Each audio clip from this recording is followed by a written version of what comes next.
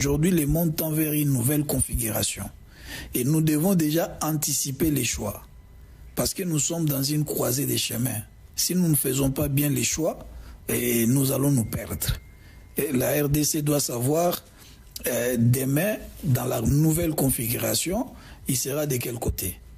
Et l'ambassadeur de la République démocratique du Congo au Canada, jusqu'à Kabongo Ngoy, répond aux questions de Christian Lusakweno. Pour l'instant, je suis très satisfait parce que les relations se développent normalement bien et il y a un réchauffement qui se fait sentir. Mais quel genre de réchauffement alors qu'il n'y a pas de relation directe, la coopération n'existe pas? Aujourd'hui, la première ministre, elle vient ici au Canada en espérant décanter toutes ces situations. Non mais écoutez, nous avons déjà arrêté avec la partie canadienne de pouvoir tenir ce que nous appelons concertation technique bilatérale, qui vont permettre à ce que nous puissions évaluer la coopération qui existe entre nos deux pays et revisiter tous les accords qui ont été signés depuis 70 jusqu'à ce jour. Ces accords qui, du reste, sont devenus aujourd'hui caducs, qui sont tombés pratiquement tous en désuétude. Et nous allons revisiter ces accords et proposer la signature d'autres accords, notamment en matière d'investissement réciproque et en matière de minerais stratégiques. Parce que je dois vous dire, M. Lusakweno, le Canada, c'est un État silencieux, mais stratégique. Lorsque vous avez le Canada à vos côtés, donc vous avez les États-Unis autrement. Vous avez la Grande-Bretagne, vous avez l'Australie, vous avez tous ces autres pays-là. Et beaucoup de gens ne se rendent pas compte. Aujourd'hui, le monde tend vers une nouvelle configuration. Et nous devons déjà anticiper les choix. Parce que nous sommes dans une croisée des chemins. Si nous ne faisons pas bien les choix, nous allons nous perdre. Et la RDC doit savoir, demain, dans la nouvelle configuration, il sera de quel côté? Et quels seront ses alliés? Et moi, je conseille au gouvernement, et le Canada, c'est un pays à ne pas négliger.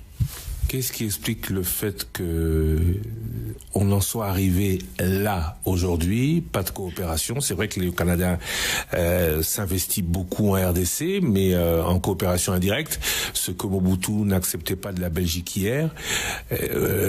Pourquoi en est-on arrivé là?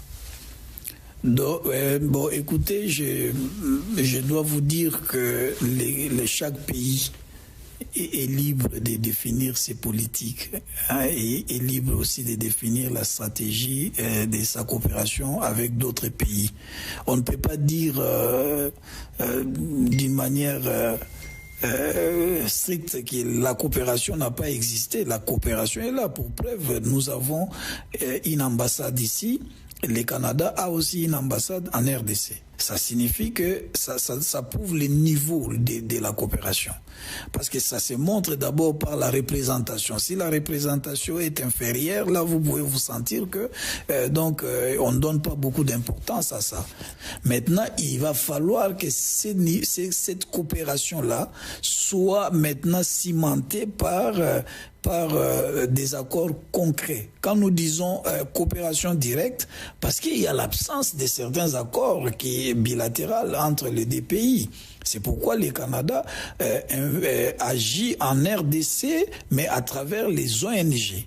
Et le Canada déverse beaucoup d'argent. Dans quel secteur particulièrement? Dans les domaines de l'éducation, dans les domaines de la santé, dans les domaines de la protection de la femme et dans beaucoup d'autres domaines. Mais n'oubliez pas que le Canada aussi intervient dans les domaines militaires. Parce que le Canada apporte des aides militaires en RDC. Donc, maintenant, ce que nous voulons, parce que ce qui cimente une coopération, ce sont les accords. Alors nous voulons maintenant avoir des accords qui doivent intéresser le Canada et qui doivent aussi intéresser la RDC. Et aujourd'hui, les deux pays sont engagés dans cette voie-là. De manière positive, vous les sentez autant désireux d'une amélioration de la coopération et des relations entre les deux pays que Kinshasa le serait? Oui, de manière positive, nous les sentons parce que, écoutez, on n'a jamais connu depuis un certain moment des autorités de haut niveau qui voyagent pour la RDC.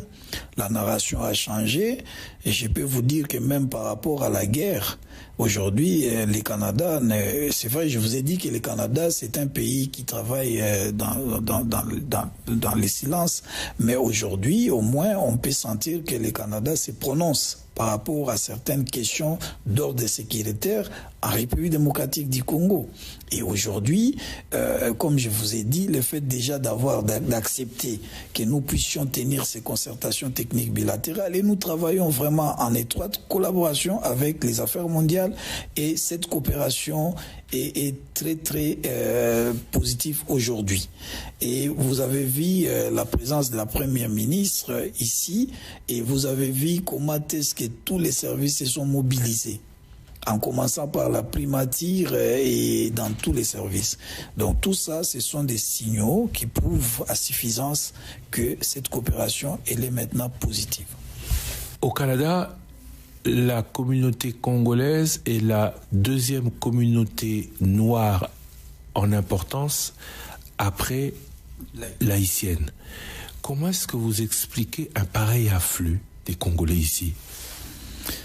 Ah, ça c'est une question très embarrassante, dans la mesure où c'est à cause des opportunités qu'offrent ces pays en matière de l'éducation, en matière du travail. Et c'est ce qui fait que la plupart des Congolais qui ont la possibilité d'arriver ici au Canada, ils arrivent. C'est que moi j'ai découvert ici la diaspora congolaise du Canada. Je ne dis pas que les autres diasporas ne représentent rien. Je dis par rapport à ici au Canada. C'est une diaspora, je dois vous avouer, qui est très extraordinaire, dans la mesure où quand vous les rencontrez, au moins chacun a quelque chose. C'est une diaspora entreprenante. Et il a lié que la République démocratique du Congo puisse recourir à sa diaspora d'ici au Canada pour faire face aux défis qui doivent être transformés aux enjeux que nous avons dans les pays pour apporter des solutions et faire développer les pays. Et nous avons des Congolais qui évoluent dans plusieurs domaines ici au Canada. Maintenant, nous devons les catégoriser, les identifier pour savoir comment les accompagner. Monsieur Lusakweno, la Convention de Vienne sur les relations diplomatiques donne à l'ambassade, entre autres, la protection et la défense des intérêts de ses ressortissants. Au-delà de ça, donc, cette protection et défense se font dans les limites du droit international. Mais il y a aussi la protection consulaire que l'ambassade doit apporter à ses ressortissants. Et nous ne pouvons pas apporter tous ces soutiens aux gens que nous ne connaissons pas. Et comme on n'a pas la culture, parce que les gens quand ils viennent au Canada, ils n'ont pas la culture de venir se présenter à leur ambassade. Il faut créer maintenant un intérêt. Pourquoi il n'y a pas d'intérêt? C'est à cause de mauvaises qualités de services que les ambassades offrent à ses ressortissants. Et l'objectif pour nous, c'est d'améliorer la qualité des services. On ne peut pas les améliorer à 100%, mais nous essayons de faire tout pour améliorer la qualité. Et vous savez que les Congolais, parfois, ils sont un peu exigeants vis-à-vis de leur pays. Lorsqu'ils viennent, ils veulent demander un document, il faut tout de suite que vous donnez la réponse à cette demande. Mais entre-temps, les fonctionnaires qui traitent les dossiers, il a aussi la manière de traiter les dossiers.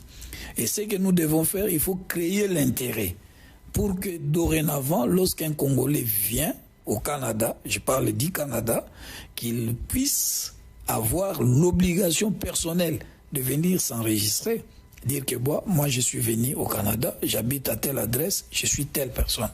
Et l'ambassade connaît la personne et l'ambassade peut suivre la personne.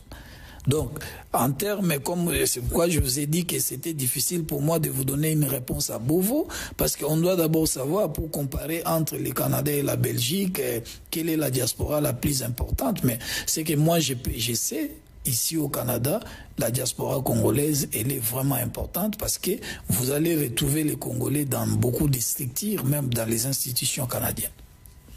Monsieur Joska Kabongoy, je rappelle que vous êtes l'ambassadeur de la République démocratique du Congo, ici au Canada. Je vous remercie.